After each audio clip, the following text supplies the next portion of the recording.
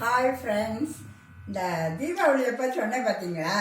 இப்போல்லாம் வீட்டில் செய்யாமல் கடையிலேயே வாங்கி சொந்தக்காரங்களுக்கெல்லாம் பாக்கெட்டாக கொடுக்குறதான் ஃபேஷன். அதனால் கஷ்டப்பட்டு நம்ம தீபாவளி பட்சணம்லாம் செஞ்சிட்டு இருக்க வேண்டியதில்லை அப்படின்னு. இதுலேயும் ஒரு சின்ன பிரச்சனை. இந்த சொல்லுவாங்கள்ல, சொந்தக்காரங்களே ரொம்ப தெரிக்க விட்டுறாதீங்க அப்படின்னு, அது மாதிரி பண்ணிட்டாங்க இந்த வட்டம்.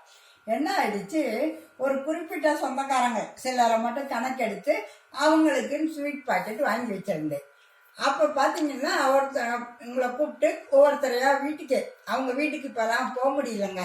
அதனால அவங்களையே நீங்கள் கொஞ்சம் டவுன் பக்கம் வந்தீங்கன்னா வீட்டில் வாங்கிட்டு போயிருங்க அப்படின்னு எல்லாரும் வாங்கிட்டு போயிட்டே இருந்தாங்க. திடீர்னு அதில் ஒரு பையன் என்ன பண்ணா, என் தங்கச்சிக்கும் கொடுங்க அப்படின்னு சொல்லிட்டான். அவன் தங்கத்தை நான் கணக்கிலே எடுக்கலை. அப்போ என்ன ஆயிடுச்சு, திடீர்னு அவன் ஒரு ஸ்வீட் பாக்கெட்டை எக்ஸ்ட்ராவாக கொண்டு போகணும், அவங்க வீட்டு வழியாக தான் போகிறாங்க, கொடுத்துட்றேங்கும் போது இல்லை அவங்களுக்கு வாங்கி வைக்கல அப்படின்னு உண்மையை கரெக்டாக சொல்லியிருக்கலாம். ஆனால் அந்த சொல்ல முடியாத ஒரு சூழ்நிலை ஆகிடுச்சு.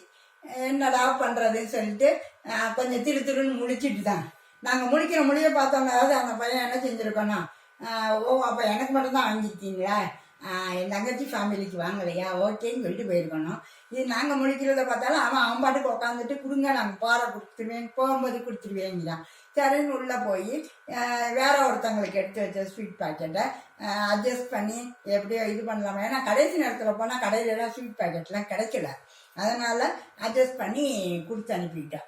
இப்போ நான் என்ன சொல்ல வரேன்னா, இப்போ சமீப காலமாக யாருமே ஒரு இதை கொடுக்குறோம்னா நமக்கு கொடுத்தா போதும் அப்படின்னு வாங்கிட்டு போகும்போது, இந்த பையன் ஒரு வித்தியாசமாக எங்கள் குடும்பத்தில் இருக்கிறவங்களுக்கெல்லாம் கொண்டு போய் நானே கொடுத்துறேன் அப்படிங்கும்போது ரொம்ப சந்தோஷமாக தான் இருந்துச்சுனாலும், எங்களையும் அவன் யோசிக்கணும், நாங்கள் அவங்க குடும்பத்தில் யாருக்கு வாங்கி வச்சுருக்கோம் அப்படின்னு தெரிஞ்சுக்கிட்டு கேட்கணும். திடீர்னு இப்படி கேட்கும்போது மனசுக்கு அது கொஞ்சம் இதாக இருந்துச்சு.